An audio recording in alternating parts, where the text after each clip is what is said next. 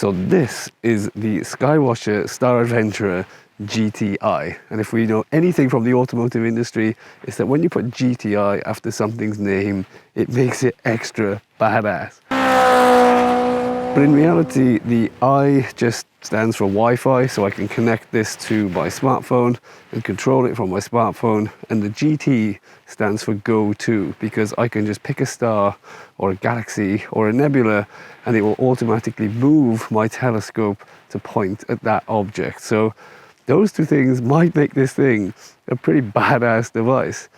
But before we find out, a few disclaimers. First and foremost, this was gifted to me by Skywatcher. They haven't sponsored anything, no money was exchanged, and I'm not even obliged to make this video. They will not check this video before I publish it on YouTube, so I can be as honest as I want and say pretty much whatever I want.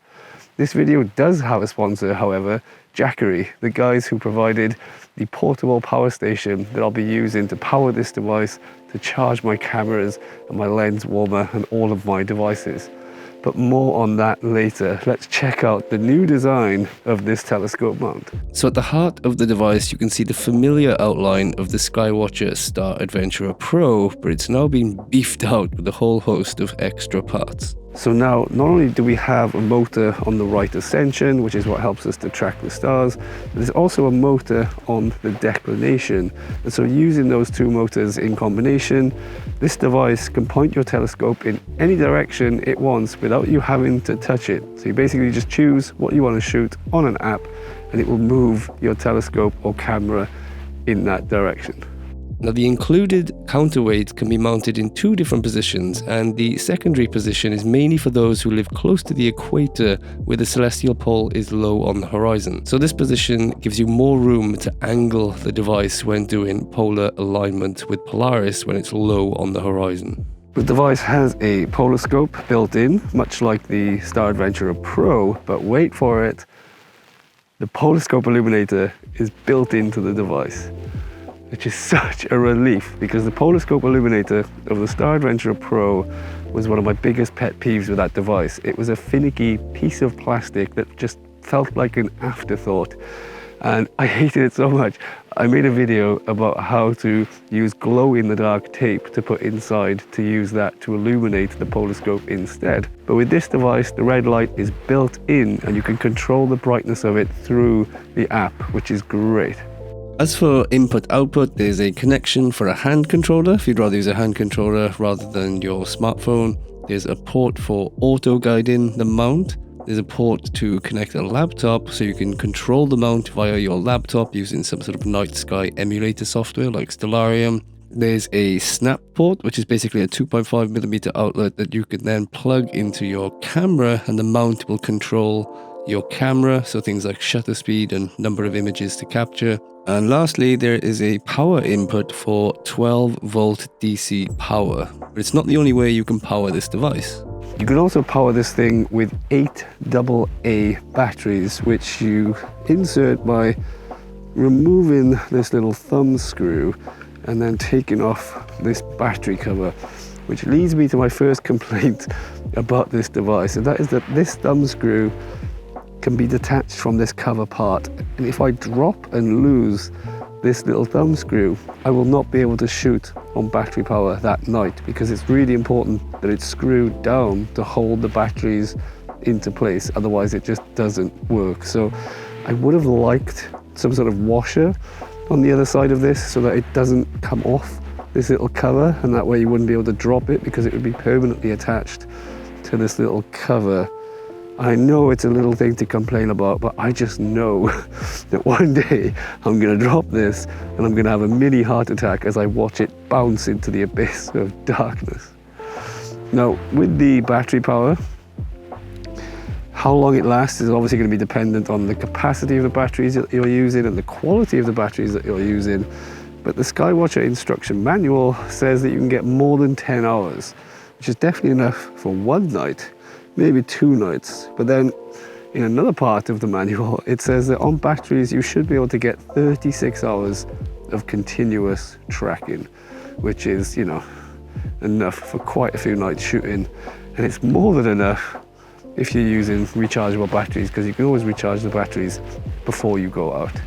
The Skywatcher Star Adventurer Pro only requires 4 AA batteries and goes for 72 hours, which is double the length of this. But at the end of the day, I don't think anyone's going to complain about a 36-hour battery life. And I'm happy to report that the built-in equatorial wedge is super smooth and it's just an absolute joy to use. I found myself getting pretty accurate polar alignment quite easily.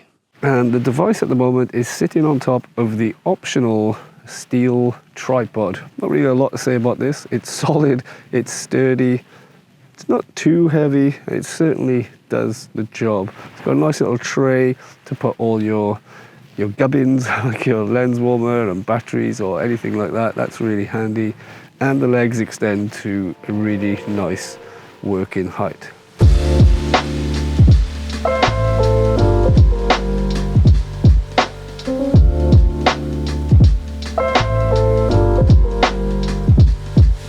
Alright, so I'm going to be powering this thing from the Jakcery Explorer 1000, which is a portable power station. Because this mount runs off 12 volt power, I'm going to plug in the car socket outlet into the Jakcery and then just plug in this cable here, and that's going to power the device. There's also 2 USB-C and 2 USB-A outlets on the Jakcery, so I can use those to charge things like the lens warmer that's going to go on my lens.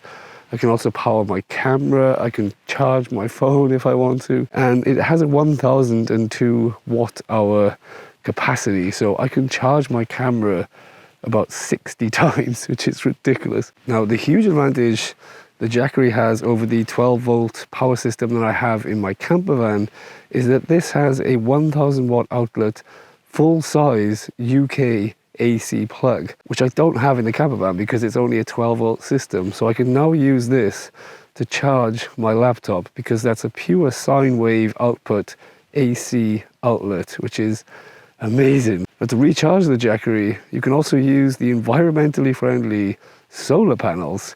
So these are both 100 watts each, and you can use those to charge the Jakcery. There's also USB outlets on the solar panels, so you can use the solar panels to charge your phone or any device. You don't have to plug them in to the Jakcery power station. They come in different capacities and different sizes, and there's different plugs for different countries as well. So be sure to follow the link in the video description down below for more information about these awesome portable power stations.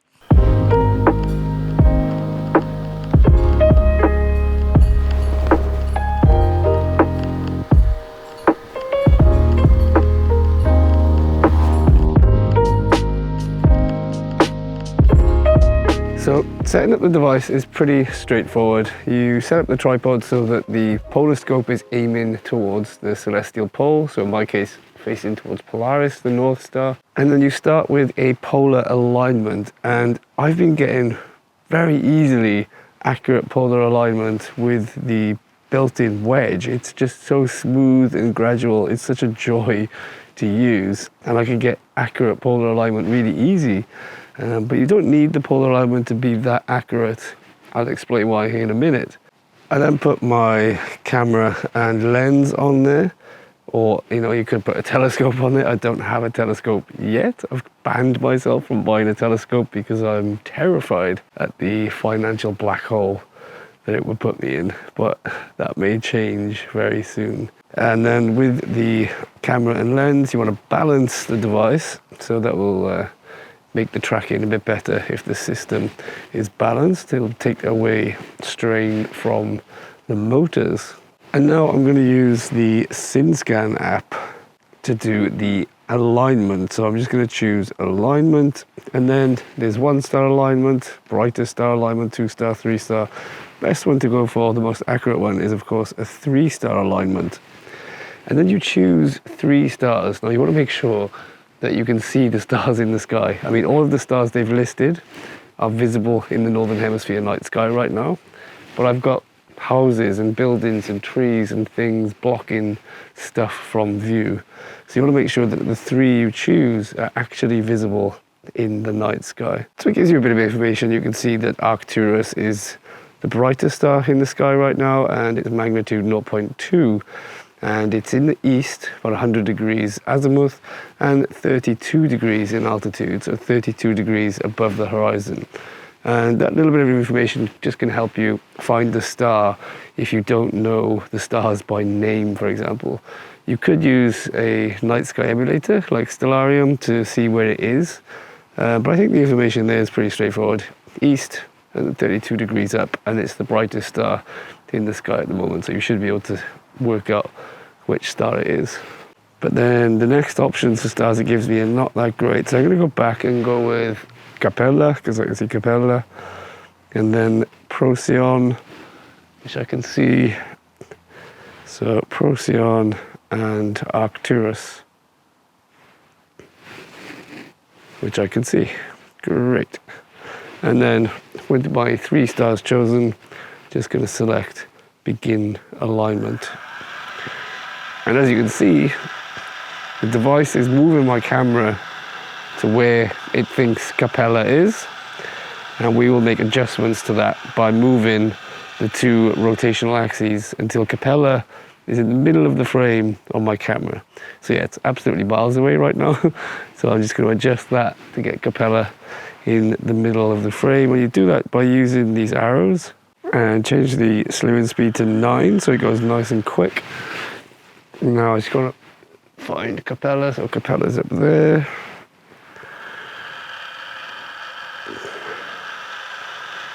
Alright, so now that we've done the 3-star alignment, the device knows where the stars are. It knows where it's looking. And now we can fine-tune the polar alignment. So I'm going to come into the advanced, go to polar alignment. Then it wants to pick a star. So I'm going to pick Arcturus. And I was already on Arcturus as my final star. And now it's asking me to manually center Arcturus. So using the arrows on the screen, I'm just going to make sure Arcturus is in the center of the frame. Oh, so then it asks you to adjust the latitude of the mount to bring the star to the center of the eyepiece. Now, Arcturus has stayed in the center of the frame, so I'm assuming that my polar alignment was pretty damn good, because last time I did this, it moved the star a couple of degrees from the center, and I had to use the latitude adjustment knob here to bring the star back into the center. And then once you've done that, it fine-tunes your polar alignment, and you now have a more accurate polar alignment. So it's good to know that I did it pretty well first time. And now all that's left to do is to decide what we're going to capture. And so I'm in my Bottle 5 back garden, and so I'm going to be shooting hydrogen alpha. I've got a hydrogen alpha narrowband filter in there, so I'm only going to collect light from hydrogen alpha emissions, and that cuts through all the light pollution. And for that, I need a good hydrogen alpha target, so I'm going to go for the Heart Nebula. But if I go into deep sky, I can go to named deep sky object, just search for the Heart Nebula, there it is, and then press go to. And there it is, it's alive. Look at that, it's just going straight to the Heart Nebula. Oh, this is such a dream. If there's one thing that has always frustrated me about deep sky astrophotography and using the Skywatcher Pro, it's framing a tiny little faint galaxy or nebula in a 400-600mm lens and star hopping, and it just takes so much time. And look, oh, I haven't even finished my sentence and it's pointing straight at the Heart Nebula, and I'm ready to shoot with accurate polar alignment. And it was so easy to set up. Oh, this is really making deep sky astrophotography fun.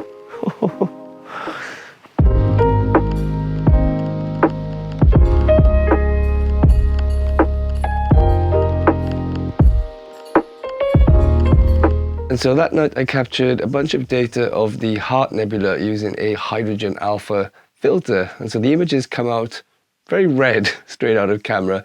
And that's because light from hydrogen alpha emissions has a wavelength that corresponds to deep red visible light. That was the only light that I was collecting.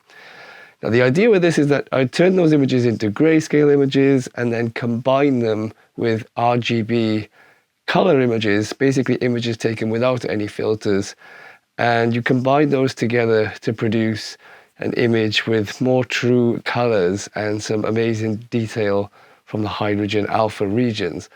But unfortunately, when the new moon period came, I tested positive for COVID. And so for the past 2 weeks, I've had COVID and I'm still not 100%, and I just haven't really been able to get out and shoot with clear, dark skies and no moon. So unfortunately, that was the end of my testing of this device, but I will, of course, go and capture that color data as soon as I possibly can.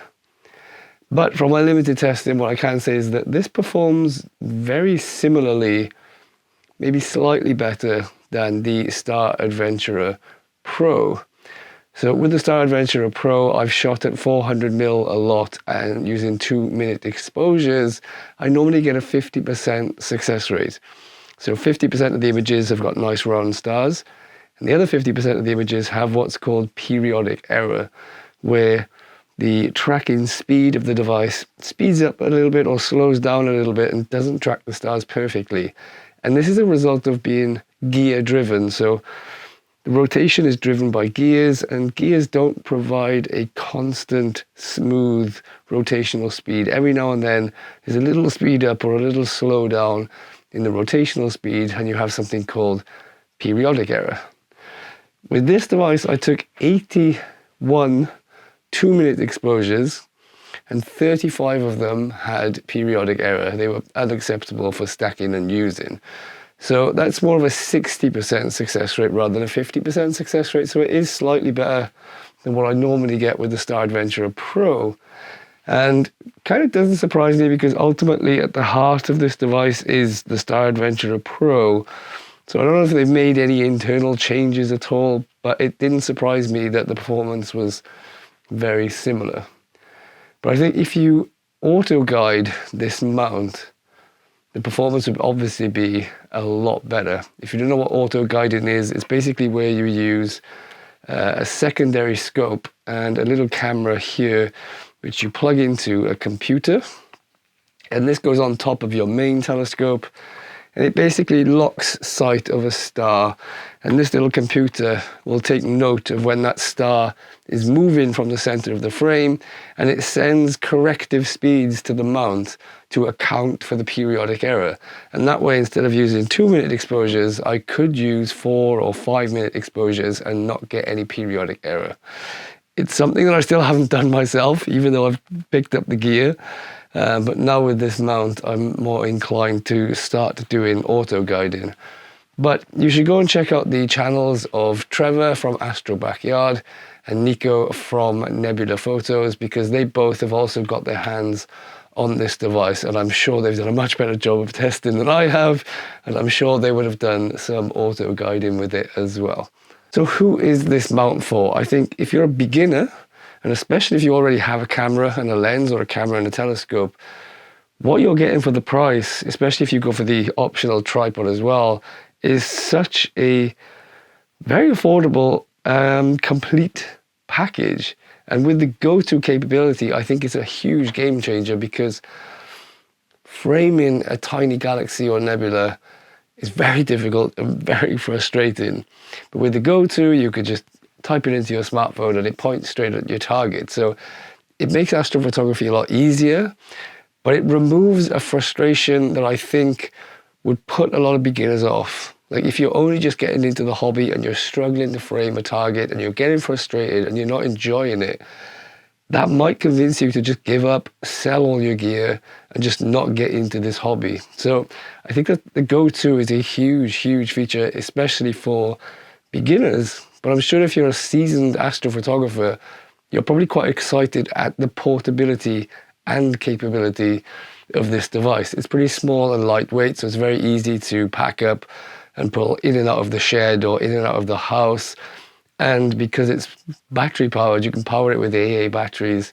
It's easy enough to just throw in the back of the car and drive it up to a dark sky site if you don't live in a dark sky area. So this would be an awesome portable option for even the most seasoned of astrophotographers. So it's quite an exciting device. It fills a gap between portable star trackers and go-to capable equatorial mounts. What do you think, guys? Are you going to be picking one up yourselves? Let me know in the comments down below. If you'd like to see more videos of me using the Star Adventurer Pro, I've created a custom playlist which you can click on there. Thanks for watching another video. Hit subscribe if you haven't already, and if you're going out to enjoy the night sky anytime soon, I wish you good luck and clear skies.